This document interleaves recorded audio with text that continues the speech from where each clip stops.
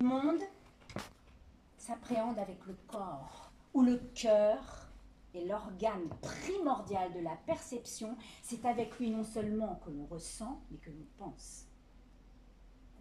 Nous sommes en Amazonie. Et là-bas, il n'existe qu'un seul mot pour traduire aimer et penser.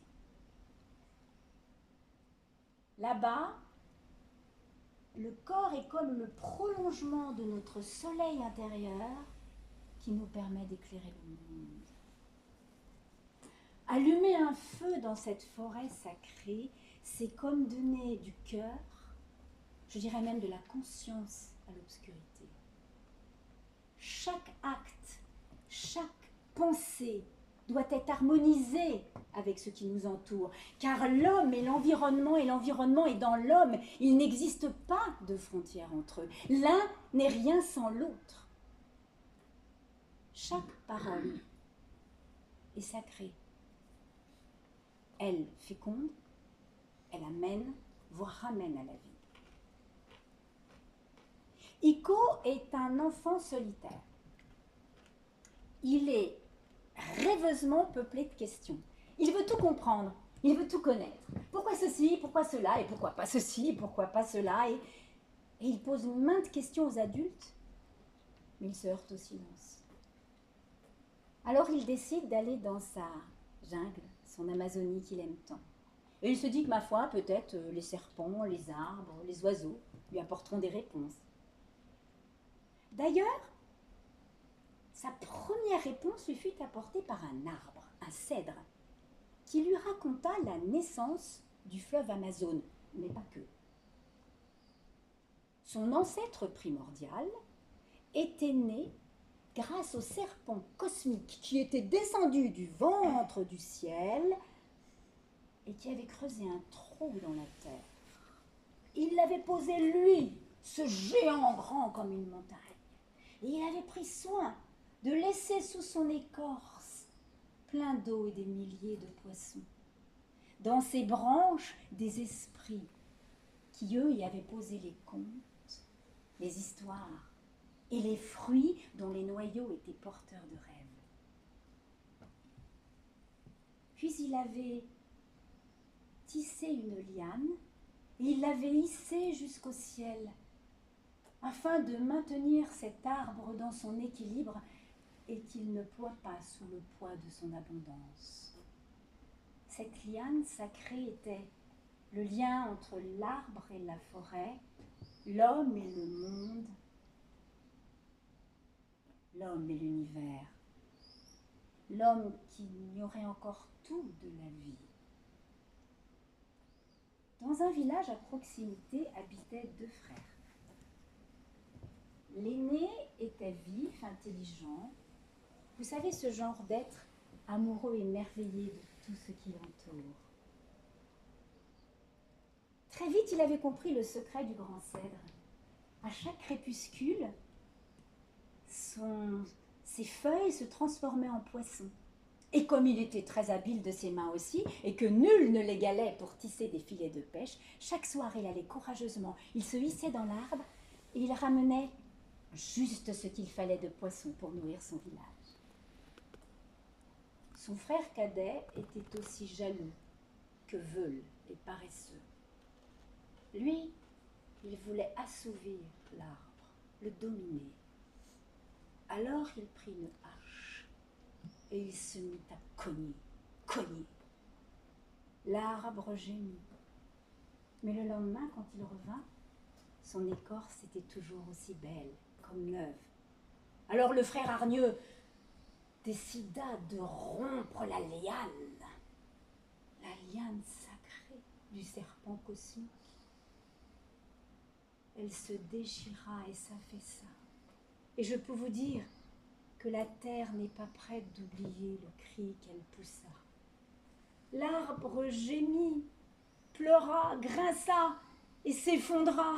Ses branches déchirèrent le ciel, ses racines éventrèrent la terre, soulevèrent des montagnes, creusèrent des gouffres, et son tronc, en se fracassant, créa les torrents, les précipices. De ces branches sortirent alors des poissons, mais aussi des fourmiliers, des antilopes, des jaguars, des oiseaux. C'est ainsi qu'est né le fleuve Amazon. Le frère jaloux était assis. Il avait faim. Il essayait d'attraper des poissons avec ses mains, mais ils lui filaient entre ses doigts. Alors furieux, il se leva et emmena sa hache et sa haine au cœur de la forêt. Quand elle est née, il regardait avec tristesse cette forêt. Fin d'un monde, nouvelle mémoire pour la forêt. Mais surtout, il était inquiet. Maintenant, mon frère jaloux va vouloir voler la force au jaguar, l'œil à l'aigle, les secrets de toute la terre. Oh, maintenant, lui répondit la forêt. Maintenant, l'homme peut faire beaucoup de choses. Maintenant, j'ai peur. Iko aussi se mit à avoir peur soudain. Mais comment pouvait-il vouloir du mal à cette forêt? Elle nous apportait tout. Elle le nourrissait, lui et sa famille, elle remplissait les ventres, mais aussi les rêves. Elle le grisait par sa beauté. Comment pouvait-on en arriver à un tel point pour perdre ce lien qui nous relie à l'âme du monde? C'est alors qu'il se souvint d'une histoire que lui avait racontée le sage de son village, l'histoire de Pai Jojo.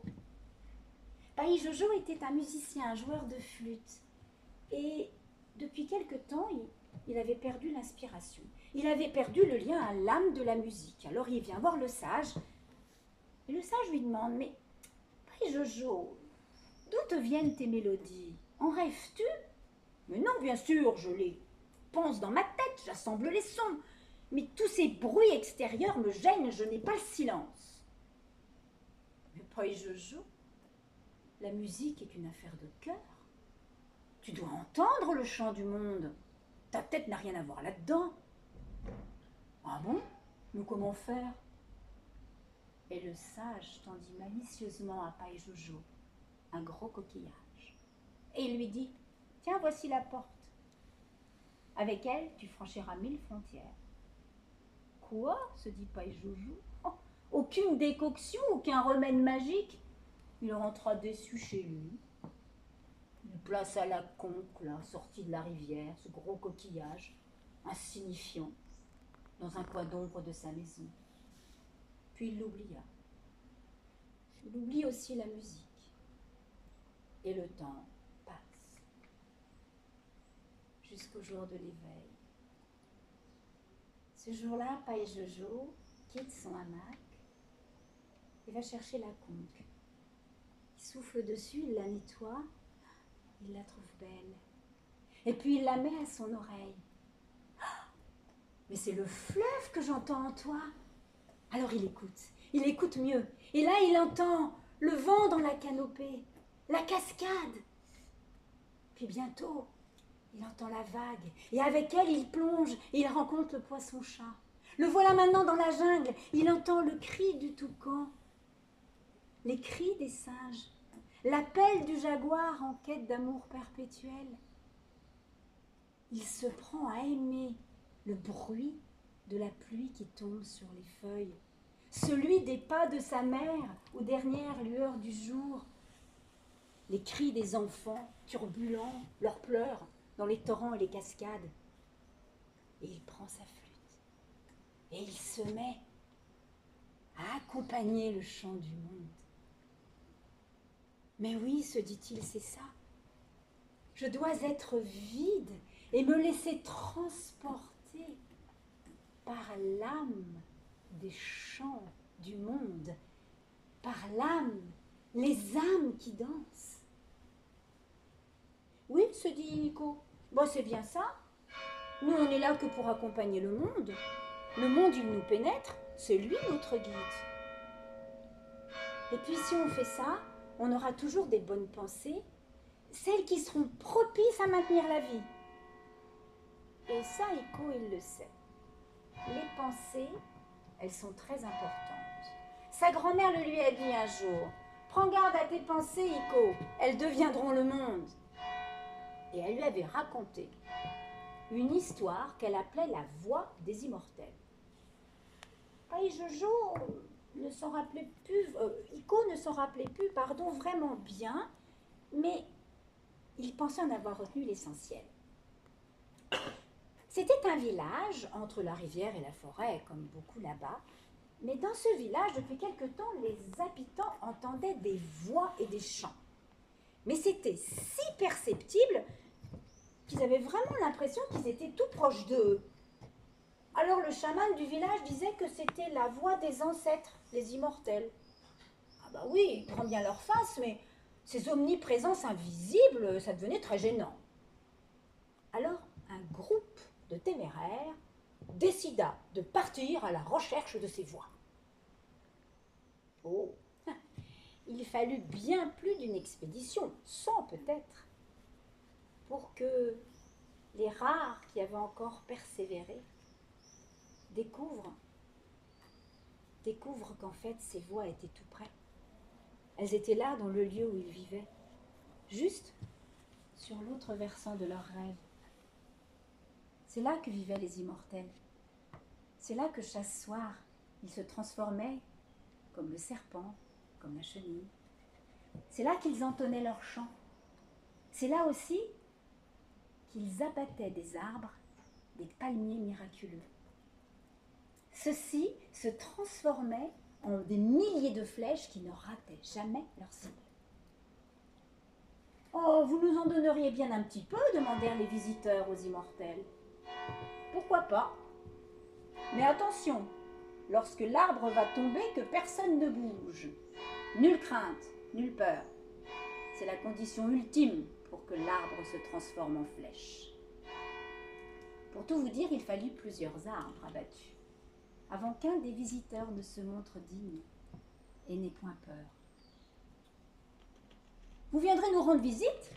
demandèrent les voyageurs. « Bien sûr, répondirent les immortels, et vous saurez qu'on sera là quand vous verrez des poissons marcher autour de vos demeures. » Et ils partirent dans un grand éclat de rire. Iko, il avait compris le sens de cette histoire. Il ne faut pas avoir peur de nos rêves. Il ne faut pas en avoir peur si on veut que les flèches, leurs flèches, atteignent la cible de la réalité.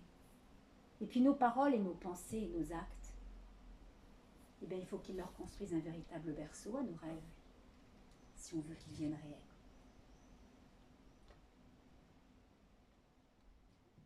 Iko avait maintenant l'âge, vous savez, où l'on passe entre la frontière de l'enfant et l'adulte. Et c'est à son grand étonnement son père qui lui insuffla la réponse à ce harcèlement intérieur qui le dévorait. Comment obtenir la connaissance absolue de toute chose? Depuis que tu es tout petit, mon fils, je t'observe.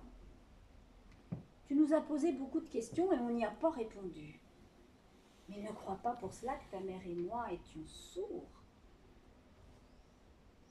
Tu n'avais pas encore l'âge, Iko. Tu avais encore celui de vivre à l'ombre de la connaissance. Tu nous as souvent demandé, par exemple, d'où venait notre tribu. On nous a laissé une drôle d'histoire. Veux-tu l'entendre? Et le père d'Iko de se lancer dans une histoire où le Dieu créateur aurait eu un de ses fils, très farceur. Ce fils se faisait prendre au propre piège de ses farces. Le père, en ayant marre, décida un jour, pour le punir, de l'enfoncer au cœur de la terre. Là, le fils voit des âmes errant dans l'obscurité. Il remonte, il en informe son père, et son père lui dit, écoute, je te tisse une corde, explique à ces âmes que là-haut c'est la lumière et remonte-les. Le fils s'exécute. Quelques-unes de ces âmes décidèrent de se hisser vers la lumière, avec beaucoup d'efforts. Il est dit que les premières étaient un peu laides, elles furent transformées en animaux, et qu'ensuite elles devinrent plus belles. Alors il décida de les peindre en jaune, en rouge, en vert, en noir. Ainsi seraient nées les tribus. Les âmes qui restaient tout en bas, c'étaient celles qui avaient hésité à trouver le courage de se hisser vers la lumière. Et puis d'un seul coup, elles se décidèrent, alors elles se bousculèrent, jalousie, impulsivité, convoitise, bref, la corde rompit. Cela ne connaîtra jamais la lumière du monde. Voilà, Iko, qu'en penses-tu? Devant la perplexité de son petit-fils, la grand-mère, qui n'était pas loin, s'approcha et lui dit: les graines poussent dans le silence, Iko. C'est pour ça que nous restons silencieux. Il y a tellement de choses que nous ignorons. D'où vient le soleil? Notre tribu est-elle vraiment née du ventre de la terre? Il y a ce que nous savons, et puis il y a ce que nous ne savons pas et ne saurons jamais. Mais l'essentiel n'est-il pas de savoir comment nourrir nos corps et prendre soin de ceux qu'on aime? Tu devrais arrêter avec toutes ces idées qui te font mal à la tête. Apprends, mon enfant, à appréhender le monde avec ton âme. C'est elle qui comprend. Par elle, tu verras, tu appréhenderas le monde et peut-être la connaissance viendra. L'histoire que t'a racontée ton père, tu en as douté? Moi aussi. Elle nous raconte quoi? Elle nous raconte que c'est l'éveil à la conscience que le Fils du Créateur a apporté comme révolution à ces âmes. Elles vivaient dans l'obscurité, elles ne savaient pas qu'un autre monde existait. Alors il y a ceux qui ont eu le courage de se hisser, ceux qui ont abandonné, et puis ceux dont la jalousie et la convoitise ont empêché les autres de monter. Et ceux-là sont restés dans la nuit intérieure. Ah bon? Alors c'est pour ça que la corde a cassé? La corde, Iko, c'est le lien entre les deux mondes. Mais grand-mère, d'où sais-tu tout cela? Je suis une vieille femme, mais je n'ai jamais été aveugle, Iko. Grand-mère, et le Dieu créateur et son fils, ils existent? Alors grand-mère, comme si elle voulait que ça reste un secret, que personne d'autre n'entende, se pencha tout près de l'oreille d'Iko et lui dit: seulement quand on a besoin d'eux. Iko avait compris. Oh, certainement pas avec sa tête, mais avec son âme. Et il savait que tous ces temps passés, comme cet instant présent et ceux qui viendraient, lui apporteraient peut-être d'eux-mêmes des réponses à des questions, s'il en avait des questions. Pour le moment, Iko, dans la douceur du crépuscule, entendit cette douce mélodie, aussi tendre que le jour qui s'éteint. Et il eut l'intuition qu'elle venait d'un monde très lointain, tellement différent du sien. Il le savait, mais étonnamment pour la première fois, il n'avait même pas besoin de connaître ce monde.